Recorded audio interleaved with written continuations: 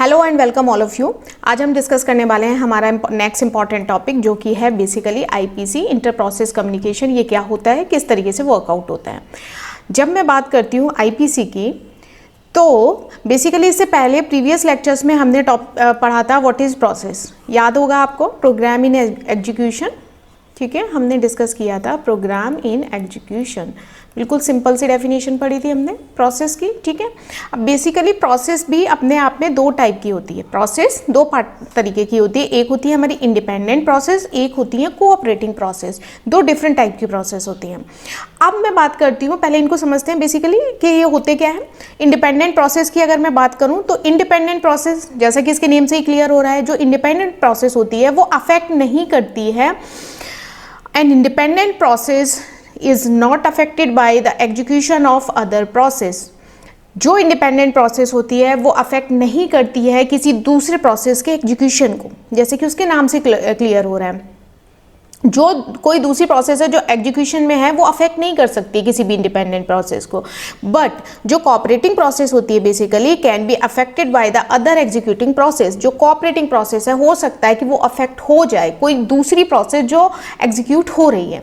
यानी कि अगर इंडिपेंडेंट प्रोसेस है तो उसके ऊपर दूसरी प्रोसेस के एग्जीक्यूशन का कोई अफेक्ट नहीं पड़ता, बट कोऑपरेटिंग प्रोसेस में affected by the other process जो कि एग्जीक्यूशन में है।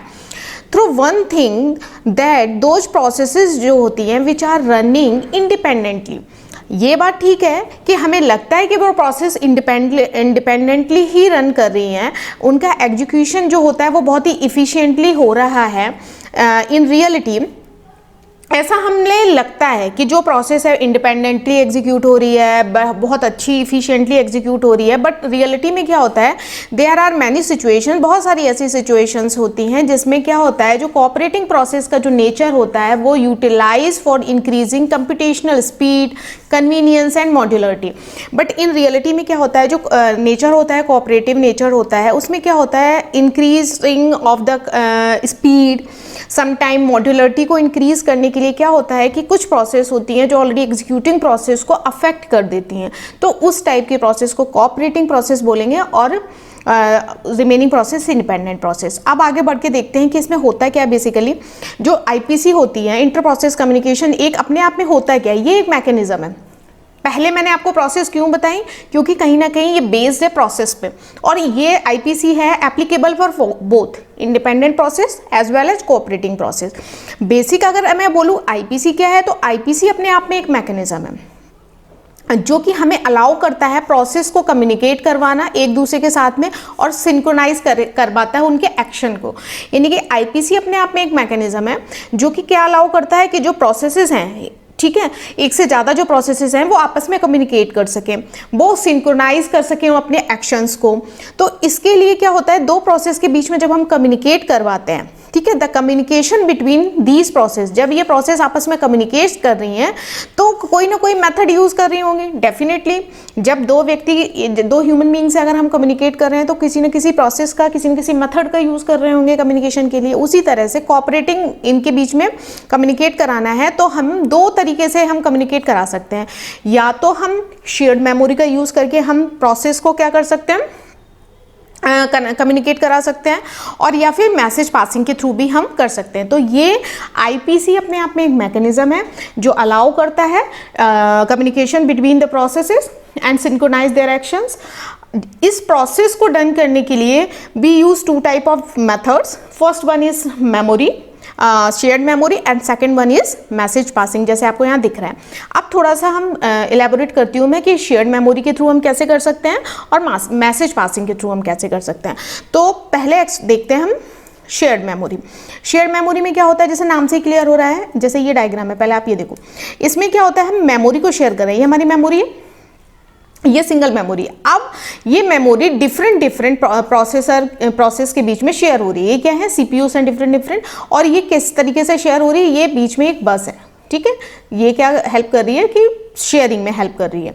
अब थोड़ा सा इस तरीके से देखो, हम इसमें मैं आपको बता रही थी फंडामेंटल फीचर क्या होता है शेयर्ड मेमोरी का। शेयर्ड मेमोरी का फंडामेंटल फीचर जो होता है वो ये होता है कि जहाँ पे कंप्यूटर जो होते हैं that all are CPU are connected to the same piece of memory, जहाँ पे हर कंप्यूटर के जितने भी CPUs हैं वो कनेक्ट करते हैं सेम पीस ऑफ मेमोरी के साथ में, जैसा उस डायग्राम में दिख रहा था। नीचे मेमोरी है और ऊपर सारे CPU कैसे हैं, कनेक्टेड हैं।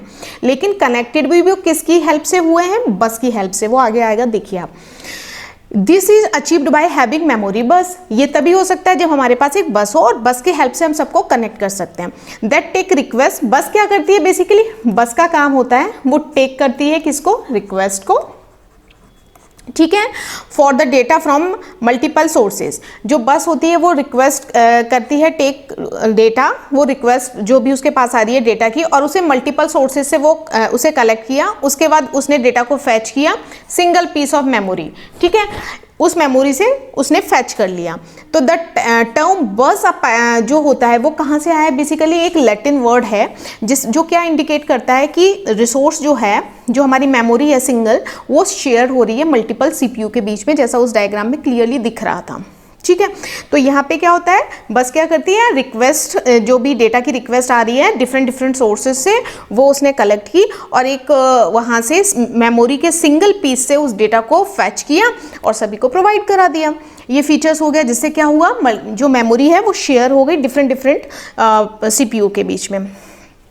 दिस वन इज, ये जो आर्किटेक्चर जो मैं आपको बता रही हूँ ना, architecture of modern mobile phone, जो हम मोबाइल फ़ोन यूज़ करते हैं, लैपटॉप्स यूज़ करते हैं, डेस्कटॉप PC जो भी हम यूज़ करते हैं, इनमें क्या होता है, इसमें क्वाड कोर प्रोसेसर है, जैसे कि जिसकी क्या है, जो 4 GB का है, रैम है उसमें, इतने CPU से कनेक्ट हो सकते हैं। ये सारी चीज़ें हमने एक एग्जाम्पल के थ्रू बताई कि जिससे कि क्या हो सकता है, बहुत सारे CPU उसको क्या कर सकते हैं, कनेक्ट कर सकते हैं और मेमोरी को शेयर कर सकते हैं। ये देखिए डायग्राम में आपको क्लियर दिख रहा है। बस का काम क्या है, इस सभी की रिक्वेस्ट को कनेक्ट करना, कलेक्ट कर लिया उसने, उस रिक्वेस्ट के हिसाब से मेमोरी के साथ डेटा को फैच करना और उसकी रिक्वेस्ट को फुलफिल कर देना, जिससे क्या हो रही है, शेयर्ड मेमोरी, नाम से क्लियर हो रहा है, मेमोरी शेयर हो रही है। मैसेज पासिंग थोड़ा सा अलग है। मैसेज पासिंग में क्या करते हैं हम, अगर हमें किसी को मैसेज कन्वे करना हो तो क्या होगा, हम सबसे पहले मैसेज को सेंड करेंगे, फिर वहां से कुछ फीडबैक आएगा। देखो कैसे मैसेज पासिंग का तरीका देखो, we will start our discussion for the communication between 2 process by message passing. अगर मुझे एक से ज़्यादा प्रोसेस के बीच में कम्युनिकेट कराना है तो मैं मैसेज पासिंग मेथड अगर यूज़ कर रही हूँ, तो इस मेथड में क्या होता है, इस मेथड में जो प्रोसेस हैं वो कम्युनिकेट करती हैं एक दूसरे से without using any kind of share memory. यहाँ पे मेमोरी का मेमोरी शेयर्ड नहीं होती है, यानी एक से ज़्यादा प्रोसेस जो हैं वो कम्युनिकेट भी कर रही हैं लेकिन मेमोरी को शेयर नहीं कर रही हैं।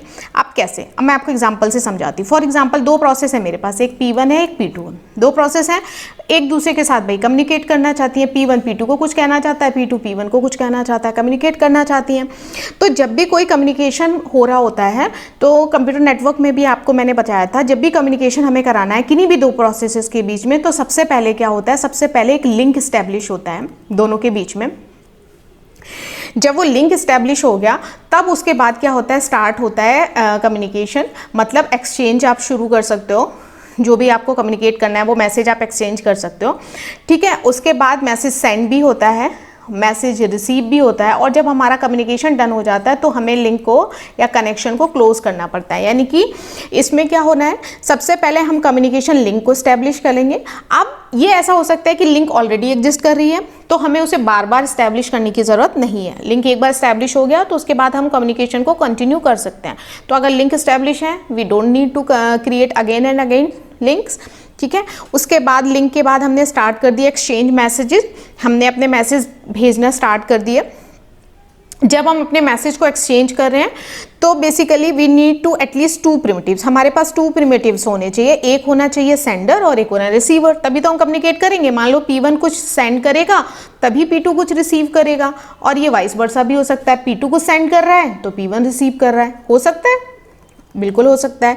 तो इसमें क्या होगा, एक तो मैसेज होगा जो उसको भेजना है P2 को, यानी P1 अगर कोई मैसेज भेज रहा है तो एक तो क्या होगा, उसका मैसेज होगा जो उसको भेजना है, दूसरा वो क्या होगा, डेस्टिनेशन होगा कि भाई भेजना किसको है। अगर एक से ज़्यादा प्रोसेस हैं, तो अगर यहाँ पे 50 प्रोसेस हैं, मान लो P1 P2 P3 P5 P100 process है, तो आपको अपने मैसेज के साथ डेस्टिनेशन भी बताना पड़ेगा कि ये मेरा डेस्टिनेशन है, इसको मेरा मैसेज देना है, ठीक है। तो इसको बोलेंगे हम, मैसेज हमारा क्या हो गया, सेंड हो गया। उसी तरह जब हम रिसीवर के एंड से भेजते हैं तो क्या करते हैं, जब हमें मैसेज रिसीव करना होता है तब भी मैसेज के साथ साथ वो भेजता है होस्ट, किसने भेजा है, मतलब अगर P1 ने मैसेज भेजा P50 को, तो P50 को पता तो होना चाहिए कि मुझे ये मैसेज भेजा किसने है, तो उसको मिलना चाहिए होस्ट, और जिसने भेजा है उसे बताना पड़ेगा डेस्टिनेशन, ठीक है, तभी क्लियर कम्युनिकेशन होगा, अदरवाइज एम्बिग्यूटी भी आ सकती है। प्रोसेस A B दोनों प्रोसेस हैं, आपस में कम्युनिकेट कर रहे हैं, और ये कर्नल है। कर्नल का काम बेसिकली क्या होता है, एक्सचेंज के लिए, एक्सचेंज प्रोसेस को, मैसेज को एक्सचेंज करने में हेल्प करता है, ठीक है। ये इस टॉपिक को हम डिटेल में आगे अभी स्टेप और अच्छे से डिस्कस करेंगे कर्नल को, ठीक है। अभी इस डायग्राम में आप देखो तो हम क्या कर रहे हैं, ये प्रोसेस को हम मैसेज एक्सचेंज का काम कर रहे हैं यहाँ पे, ठीक है। आगे बढ़ते हैं। आईपीसी के डेफिनेटली कुछ एडवांटेज हैं और कुछ इसके ड्रॉबैक्स भी हैं, तो फटाफट से हम क्विक इसके एडवांटेज देख लेते हैं। एडवांटेज क्या है, सबसे पहले ये क्या करता है, इनेबल करता है कम्युनिकेट एक से ज़्यादा प्रोसेस के बीच में, रिसोर्सेज की शेयरिंग कराता है, increase efficiency and flexibility, definitely यहाँ पे हम कम्युनिकेट कर सकते हैं मल्टीपल प्रोसेस के बीच में, रिसोर्सेज को शेयर कर सकते हैं, एफिशिएंसी इंक्रीज होगी जिससे मॉड्यूलरिटी भी इंक्रीज होगी और डेफिनेटली फ्लेक्सिबिलिटी भी इंक्रीज होगी। उसके अलावा ये फैसिलिटेट कराता है, कोऑर्डिनेट कराता है बिटवीन मल्टीपल प्रोसेस। यहाँ पे ऐसा जरूरी नहीं है कि सिर्फ 2 प्रोसेस ही कम्युनिकेट कर सकती हैं, ये फैसिलिटेट कराता है हमें मल्टीपल प्रोसेसेस के साथ में कोऑर्डिनेट कर सकते हैं, ठीक है। उसके अलावा ये अलाउ करता है creation of distributed system that can span multiple computer और नेटवर्क। एक नेटवर्क में बहुत सारे कंप्यूटर हैं, तो ये क्या करवाता है, IPC, basically IPC provide the distributed system. आगे जाके ये वर्ड पे बहुत एम्फेसाइज करेंगे हम, तो इसको हम तब समझेंगे डिस्ट्रीब्यूटेड सिस्टम, जब हमें एक नेटवर्क में बहुत सारे सिस्टम जहाँ कनेक्टेड हैं और वहाँ हमें कम्युनिकेट कराना है, तो आईपीसी हेल्प करवाता है। ये वाइवा वगैरह में भी क्वेश्चन पूछते हैं, आईपीसी हेल्प करता है फॉर क्रिएटिंग डिस्ट्रीब्यूटेड प्रोसेस। इस चीज़ को हमें थोड़ा सा माइंड में रखना है, आप रखना है इसको, ठीक है। और उसके अलावा can be use to implement various synchronization and communication protocol such as semaphore, pipes and sockets. इन सबको हम आगे बहुत डिटेल में डिस्कस करेंगे।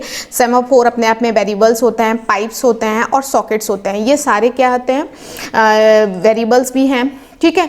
ये क्या करते हैं, बेसिकली ये कनेक्शन इस्टेब्लिश के लिए हम यूज़ करते हैं, ठीक है। उसके अलावा हम रिप्रेजेंट करते हैं, प्रोसेस की स्टेट को रिप्रेजेंट करने के लिए यूज़ होता है, अलग अलग, सबका अलग अलग यूज़ है। सेमाफोर का अपना यूज़ है, पाइप्स का अपना है और सॉकेट का अपना है। हम आगे लेक्चर्स में डेफिनेटली जैसे जैसे ये वर्ड आएंगे मैं आपको डिटेल में समझाऊंगी, लेकिन अभी इन चीज़ों को आपको ध्यान रखना है कि सिंक्रोनाइजेशन मेंटेन करने के लिए कम्युनिकेशन प्रोटोकॉल का यूज़ करता है आईपीसी, वो प्रोटोकॉल है सेमाफोर, पाइप्स एंड सॉकेट्स, ठीक है। आगे बढ़ते हैं, इसके कुछ अब ड्रॉबैक भी होंगे डेफिनेटली। इससे क्या होता है, जितना बड़ा नेटवर्क होता है, जितने सिस्टम कनेक्टेड होंगे, सारे एक दूसरे से कम्युनिकेट कर रहे हैं, तो एक टाइम के बाद में इसमें यहाँ पे थोड़ा सा कॉम्प्लिकेटेड सिस्टम क्रिएट हो जाता है, तो इंक्रीज कॉम्प्लेक्सिटी, ये थोड़ी सी कॉम्प्लेक्सिटी को इंक्रीज कर सकता है, making is harder to design, implement and debug. जिससे क्या होगा, एक टाइम के बाद जब बहुत सारे सिस्टम कनेक्टेड हैं, एक नेटवर्क क्रिएट हो गया है, डिस्ट्रीब्यूटेड मैनर में कनेक्शन है, तो एक टाइम के बाद इनको डिबग करना, इनको इंप्लीमेंट करना थोड़ा सा हार्डर हो जाता है। सेकेंड पॉइंट इज, जो आईपीसी होती है वो इंट्रोड्यूस करती है सिक्योरिटी वल्नरेबिलिटी इंक्रीज हो जाती है, थोड़ा सा सिक्योरिटी इशू हो जाता है। एज प्रोसेस में बी एबल टू एक्सेस और modify data belonging to other process. एक टाइम के बाद हो सकता है कि किसी सिनारियो पे आके यहाँ पे सिक्योरिटी कॉम्प्रोमाइज होने लगती है कि एक प्रोसेस किसी दूसरे प्रोसेस को क्या कर सकता है कि डेटा को थोड़ा सा मॉडिफाई हो गया उससे या मॉडिफाई कर दिया, तो ये इशू आने लगता है। क्योंकि यहाँ पे मैंने स्टार्टिंग की पहली साइड में आपको बताया था कि IPC is applicable for both independent and cooperating process, तो ये कोऑपरेटिंग प्रोसेस के कॉन्टेक्स्ट में हो सकता है। नेक्स्ट है, require careful management of system resources such as memory and CPU time to ensure IPC operation do not degrade overall system performance. Definitely यहाँ पे हमें बहुत केयरफुली सिस्टम के रिसोर्सेज को मैनेज करना होगा। क्यों, हम रिसोर्स शेयरिंग करा रहे हैं, तो हमें बहुत केयरफुल मैनेज करना पड़ेगा कि यहाँ पे मेमोरी को, सीपीयू को बहुत केयरफुली मैनेज करना पड़ेगा, जिससे कि हमारी ओवरऑल सिस्टम परफॉर्मेंस डिग्रेड ना हो जाए। तो इन चीज़ों का हमें ध्यान रखना पड़ेगा डेफिनेटली। उसके अलावा can lead to data inconsistencies if multiple process try to access and modify the same data at same time. ये बहुत बड़ी प्रॉब्लम हो सकती है यहाँ पे। तो क्या हो रहा है कि यहाँ पे इनकंसिस्टेंट स्टेट में जा सकता है डेटा। जैसे हमने DBMS में भी पढ़ा था ना, डेटाबेस हमारा इनकंसिस्टेंट स्टेट में चला गया। मतलब क्या हो रहा है, बहुत सारी प्रोसेस क्या कर रही हैं, एक्सेस कर रही हैं और मॉडिफाई कर रही हैं सेम डेटा को सेम टाइम पे। तो क्या हो रहा है, वो डेटा स्टैब्लिश नहीं हो पा रहा है। सेम टाइम पे डिफरेंट प्रोसेस आके उसको एक्सेस कर रही है और उसको मॉडिफाई कर दे रही है। तो ये इनकंसिस्टेंसी की प्रॉब्लम क्रिएट हो सकती है, ये डेटा इनकंसिस्टेंट स्टेट में जा सकता है। दूसरा यहाँ पे क्या होता है, overall the advantage of IPC जो होता है वो क्या होता है, डिसएडवांटेज सॉरी, यहाँ पे क्या होता है, ये increase mechanism for modern operating system that enable process to work together and share resources in a flexible and efficient manner. However care must taken design and implement IPC system. इसमें बताती हूँ मैं आपको, एक डिसएडवांटेज इसका क्या हो सकता है कि हमने शेयरिंग अलाउ कर दी। जब हमने रिसोर्स की शेयरिंग अलाउ कर दी, सिस्टम हमारा फ्लेक्सिबल हो गया, सिस्टम हमारा इफ़िशिएंटली वर्क कर रहा है, तो उस समय हम जो आईपीसी सिस्टम, जो मैंने स्टार्टिंग में बताया था, आईपीसी क्या है, एक अपने आप में मैकेनिज्म है, एक सिस्टम है। ये हमें बहुत केयरफुली डिज़ाइन और इम्प्लीमेंट करना पड़ेगा कि यहाँ पे जो मैंने बताया था ना, सिक्योरिटी जो हमारी है ना, वो कॉम्प्रोमाइज़ होना स्टार्ट ना हो जाए। अदरवाइज हमारा ओवरऑल सिस्टम की जो परफॉर्मेंस है वो डिग्रेड होना शुरू हो जाएगी। जो यहाँ पे लिखा है कि यहाँ पे सबसे मेजर काम हमें अवॉइड करना है, सिक्योरिटी वनरेबिलिटी की सिचुएशन नहीं आनी चाहिए। अदरवाइज आपकी ओवरऑल परफॉर्मेंस जो है वो डिग्रेड होना चाहिए या ओवरऑल परफॉर्मेंस के इश्यूज आना स्टार्ट हो जाएंगे। So this is the major disadvantage of IPC. ठीक है, तो thank you so much for watching us. I hope आपको आईपीसी का कॉन्सेप्ट यहाँ तक समझ आया होगा कि आईपीसी किस तरीके से वर्क करती है और हम क्यों यूज़ कर रहे हैं। ठीक है, so thank you so much for watching अस। अगर आपके कोई डाउट हैं तो आप पोस्ट कर सकते हैं कमेंट सेक्शन में, डेफिनेटली आपको आंसर किया जाएगा। थैंक यू सो मच, मिलते हैं नेक्स्ट लेक्चर में।